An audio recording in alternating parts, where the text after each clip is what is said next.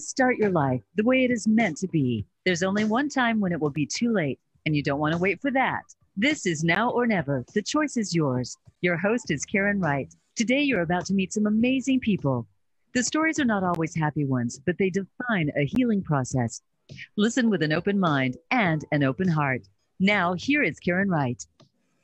Welcome, listeners. Thank you for joining us. The show is Now or Never. The choice is yours. And I appreciate the fact that you are making the choice now to be with us. We have a wonderful lineup with guests today. Embrace the freedom to create the life you want. Freedom is a powerful word.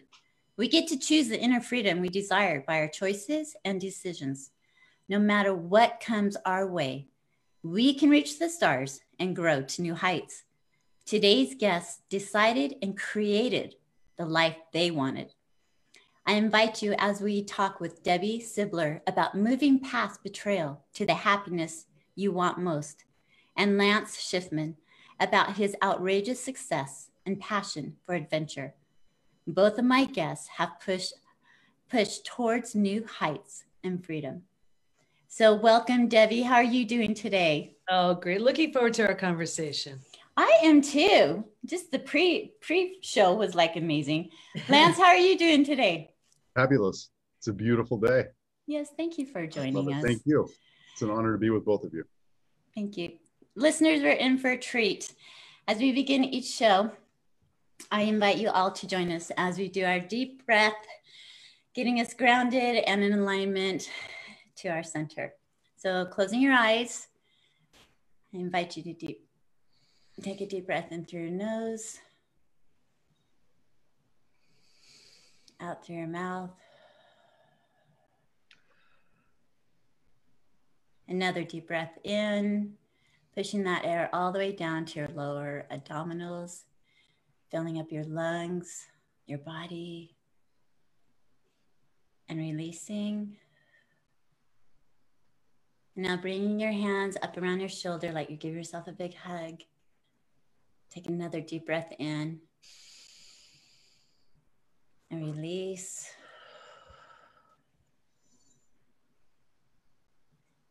And repeat 3 times. I am worthy of my love. I am worthy of my love. I am worthy of my love. And take another deep breath in and release. And then tapping 3 times on your chest, repeating, accept, accept, accept. Another deep breath in and release.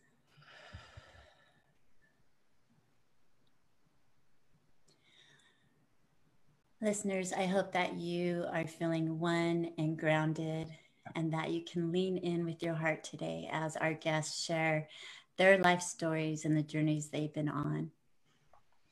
As you know, I love to do my affirmations, and I invite my listeners every week to write the affirmation on their mirror or a sticky note and remember what that affirmation is about and what our guests will share today. What I read, they're going to share what comes to their thought, to their heart, and share with us today. So here's the affirmation. It says, I am ever expanding. I am ever expanding. I am ever expanding. So Debi, we'll start with you. What's the first thing that came to your mind? You know, the first thing that came to mind, and I love that practice, by the way, very calming. The first thing that came to mind was really there are no limits. The only limits are the ones we put on ourselves. And when we get out of the way, some pretty incredible things can happen. I love that. Sometimes we stand in our own way, huh? And then we get stuck. So if you're expanding, you get out of your way. I appreciate that, Debi, so much. Lance, what about you? What came to your mind? Initially, it was what we think about grows, right? Mm-hmm. So the expansion of growth and thought, we need to be aligned, as Debi said so well. So get out of our own way and align with our higher source, with God, whatever, because we only know what we currently know. So let's expand our thinking and our energies to absorb and allow. I love that. Expanding your energy, expanding your thinking, get outside of the box, right? Step outside. Thank you both for sharing. Listeners, I hope that with the words they just expressed, the things they said, that will take that affirmation a little bit deeper and open your mindset a little bit more. I am ever expanding. Thank you both. I'm going to introduce Debi to everyone. Dr. Debi Silber is the founder of the Post-Betrayal Transformation Institute and is a holistic psychologist, a health, mindset, and personal development expert, the author of the #1 best-selling book, The Unshakable Woman, 4 Steps to Rebuilding Your Body, Mind, and Life After a Life Crisis, and her new book, Trust Again, Overcoming Betrayal and Regaining Health, Confidence, and Happiness. Her recent PhD study on how we experience betrayal made 3 groundbreaking discoveries that changes how long it takes to heal. In addition to being on Fox, CBS, The Dr. Oz Show, TEDx twice, and more, she's an award-winning speaker, coach, and author dedicated to help people move past their betrayals as well as other blocks, preventing them from health, work, relationship, confidence, and happiness they want most. So Debi, raise the roof. Thank you so much. Thank you for being here. I'm like reading that and I'm just like every week my guests just expand and grow and I just am so honored to be able to have you in our presence and on the show today.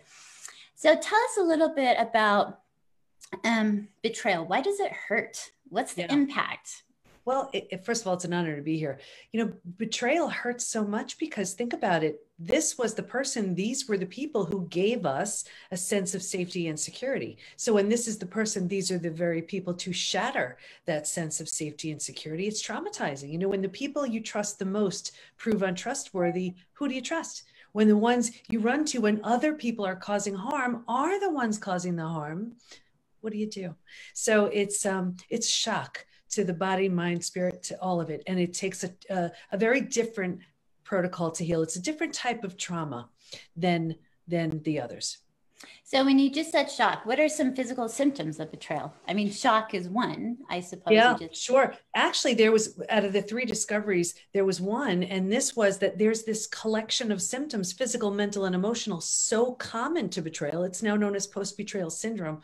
We've had over 25,000 people take our post-betrayal syndrome quiz. They're struggling. And I'm even happy to share some stats with you. I pull them every couple of months. But what's so interesting too is we've all heard time heals all wounds. I have the proof. When it comes to betrayal, it's simply not true. There's a question that says, is there anything else you'd like to share? And people write things. And we lost her. Can't let go of the hate. Or my betrayal happened 35 years ago. I'm unwilling to trust. You know, my betrayal happened 10 years ago. It feels like it happened yesterday. So we know it's not the kind of thing that time alone will just help it. Wow. Yeah, because you hear that a lot. Oh, time just, I mean, I've said that before with the loss of my daughter. Like losing my daughter over time, it has helped through the grief I have felt, but the pain hasn't left. It's still there. The wound will always be there. Might be a scar now. It doesn't peel off as easy as it did, but it's still scar. It still has an impact. Yeah. So what are like your steps? What do you do to like walk us through? Because all of us have had trauma. Sure. Well, so there are the symptoms of post-betrayal syndrome. And then when you talk about walking through, that was actually one of the other discoveries, that while we can stay stuck for years, decades, a lifetime, and so many of us do, if we're going to fully heal, we're going to move through 5 now proven predictable stages. And what's even more exciting about that is we even know now what happens physically, mentally, and emotionally at every one of those stages. And we know what it takes to move from one stage to the next. So why is that good? Because now healing is predictable. If someone is willing to do what it takes to move from one stage to the next, they will predictably go from the symptoms of post-betrayal syndrome to this fully healed state, now called post-betrayal transformation. I love that transformation. I mean, you tell me, I can explain what post-betrayal transformation is. I can walk you through the 5 stages. I want to know the 5 stages. Let's talk about the 5 stages first. Okay. And I mapped them all out in trust. Again, it's what we teach in the Institute, but here you go. So the first stage was like a setup stage. And I saw this with every study participant, me too. If you can imagine 4 legs of a table, the 4 legs being physical, mental, emotional, and spiritual. What I saw with everybody was a real heavy lean on the physical and the mental and kind of neglecting the emotional and the spiritual. Mm-hmm. So, what does it look like? Looks like we're really good at thinking and doing and not really prioritizing the feeling and being. But that's where intuition lies. We turn that down. If a table only has 2 legs, easy for that table to topple over, and that's us. Stage 2, by far the scariest of all of the stages. And this is shock. This is D-Day, Discovery Day. And it's the breakdown of the body, the mind, and the worldview. So now with the shock of, it's like the person just pulled a mask off showing you who they've been this whole time. Mm-hmm. And so you've ignited the stress response. You're now headed for every single stress-related symptom, illness, condition, disease. Your mind is in a complete state of chaos and overwhelm. You cannot you can't wrap your mind around the information you just learned. This makes no sense. And your worldview is shattered. Your worldview is your mental model. These are the rules of the world. It prevents chaos. Don't go there. Trust this person. We don't do that, whatever it is. And in a moment, every rule that you've ever believed in is shattered. The bottom is bottomed out on you. But think about it. If the bottom were to bottom out on you, what would you do? You'd grab hold of anything and everything you could to stay safe and stay alive. And that's stage 3. Survival instincts emerge. It's the most practical out of all of the stages. If you can't help me, get out of my way. How can I survive this experience? Where do I go? Who can I trust? How do I feed my kids? Like, it's practical. Mm-hmm. Here's the trap, though. Most people get stuck and stay in stage 3 for 4 reasons. Well, the first thing, think about what happens.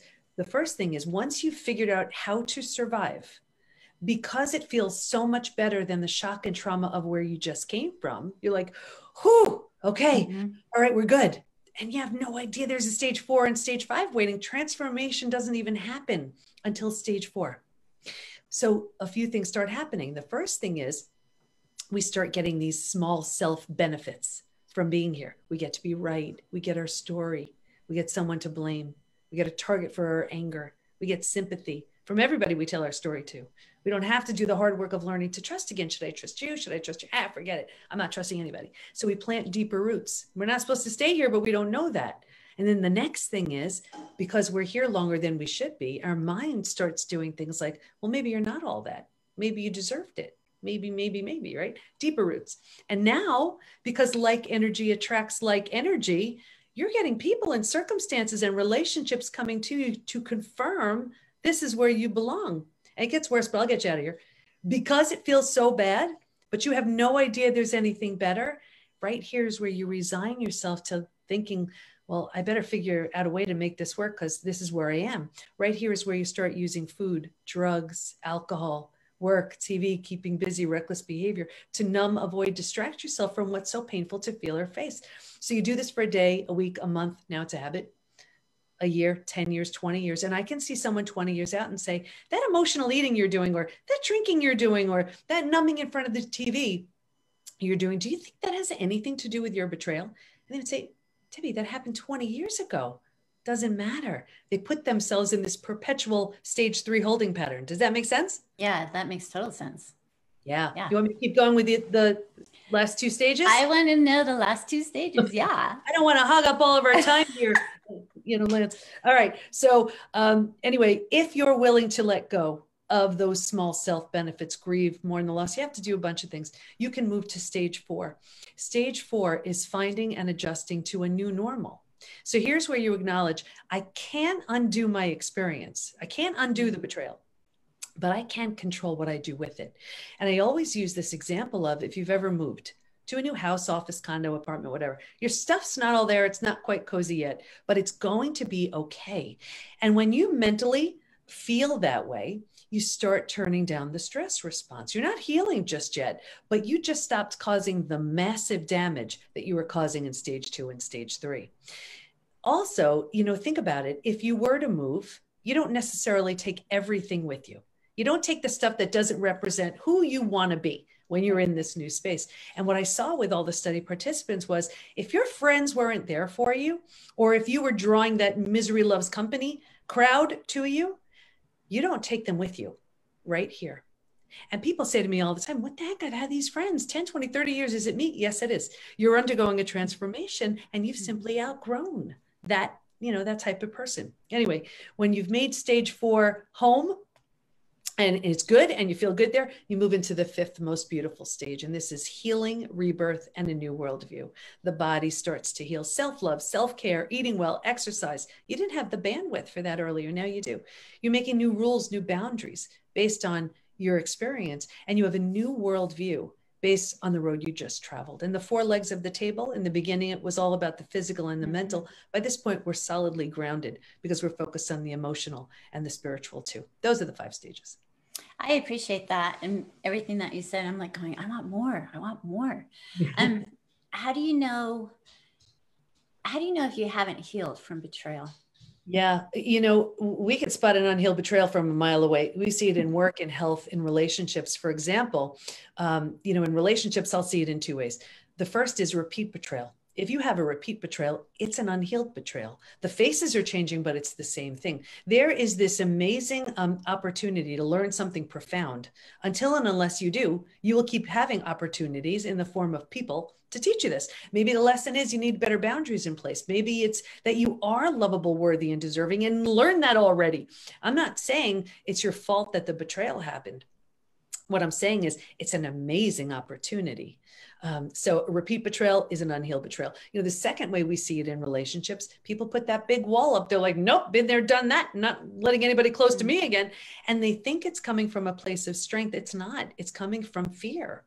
So, that's like getting burned on the stove and swearing off cooking, right? You want to learn how to move past that. We teach a 4-step trust rebuilding process, and there's a way to do that. Happy to share that here too. We see it in, other ways too, work, in health. We see it in every different area of life. So we're kind of our little affirmation, I am ever expanding, is kind of going hand in hand with betrayal and moving forward and transforming, because you're expanding, right? You're learning and growing as you're going through the 5 steps, the 5 stages of betrayal that you go through. Yeah. And I appreciate that. So tell me, a little bit more what you were just going to say. Yeah, well, first, and that was it. I mean, that was exactly my own walkthrough. You don't study something like betrayal unless you have to. It's my 30th year in business. And, it was really health mindset, personal development. And then I had a horrible family betrayal. And then I thought I did the work to heal. And then a couple of years later, it was my husband. So that's when I said, okay, what's similar to these 2 scenarios? I never took my needs seriously. So got him out of the house. And I was like, 4 kids, 6 dogs, a thriving business. We're going back for a PhD. I didn't know how I was going to do it, pay for it, nothing. But in that drastic decision, it changed everything. It changed my health, my family, my business, my life. And we teach, how do you know if it's safe and in your best interest just to heal yourself and move on? And that's what I did with my family. Or as 2 completely different people, you build something entirely new. And that's what I did with my husband. So not long ago, we married each other again. New rings, new vows, new dress, and our 4 kids, our bridal party. So, but it's in that understanding that people, it's horrible, but are they willing to do the work? Are you willing to do the work? So many factors. Mm-hmm. And was he willing to do the work too? Oh, I never in a bazillion years would have done this again if he wasn't. Betrayal lends itself to creating a new identity. You take what you love, you leave behind what doesn't serve. And it is the biggest wake-up call. It can be the biggest wake-up call of your life for the person who's been betrayed as well as the betrayer. Betrayal will show you who someone truly is, or it'll wake them up to who they temporarily became. Right. But that's the beauty of it. You have the opportunity to, if it wakes you up, to change, to move forward and decide, you know what, that was that person. I no longer want to keep those traits or whatever, and I want to become a better and hit all 4 legs of the table, right? Well, and it's in that crash and burn, that complete and utter death and destruction of the old. That's when the new gets birthed. But so many people are afraid of that. So they just try to patch it up. It just doesn't work. but it's, people are afraid. They're afraid of the unknown. So they stay with what's familiar, even if it stinks. And that wasn't my plan. Well, listeners, we've been listening to Dr. Debi here and about betrayal. Stay tuned as we come back from our break. We will be introduced to Lance Schiffman. So don't go away.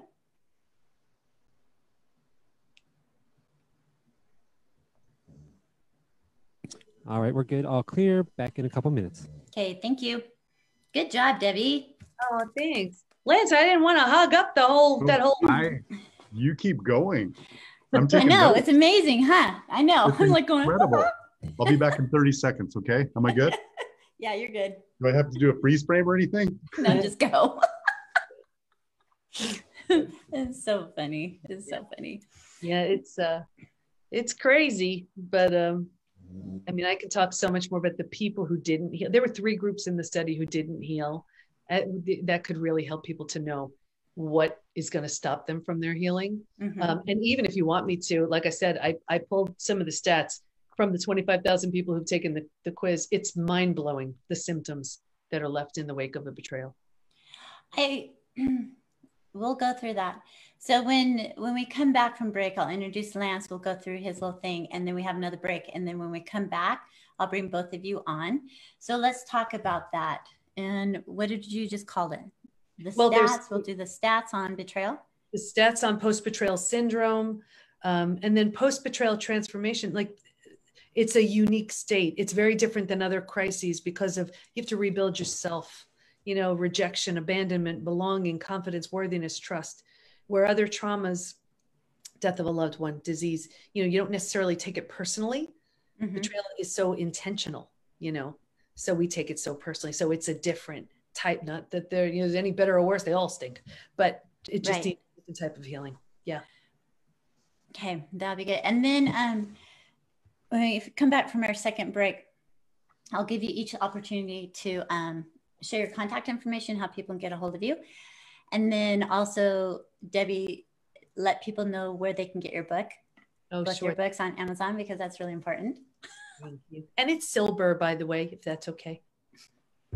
Oh, what am I calling you? Sibler happens all the time. And it's, so pronounce it again. Silver, but me. Like it's silver, but like silver, but with a B. Oh, silver. Yeah. Huh. Okay. All right, Karen, we're just about to come back. Okay, Silver is my favorite element, by the way. Silver. Oh, there you go. Yeah. Now you are listening to Now or Never. The choice is yours. To connect with the program today, please call us at 1-888-346-9141. That's 1-888-346-9141. If you'd rather send an email, the address is Karen@shinenowornever.com. Let's get back to this week's show. Here again is Karen Wright. Listeners, welcome back. We had the privilege before break to be talking to Dr. Debi Silber and her discovery on betrayal and the transformation of betrayal. And we're going to have a little bit more opportunity later in the show to learn about some statistics that she wants to share with us, and more about the transformation, what that looks like as we move forward. Now I'd like to introduce our guest, Lance Schiffman. And Lance sent me like a chapter long bio. I didn't write it. Looking through here going, oh my goodness. So I'm just going to read the first paragraph, and then I'm going to ask Lance questions to explain about the bio. Whatever you need. I'm just giving you a bad time. I'm just giving you a bad time. I'm like, pulled it up. When I was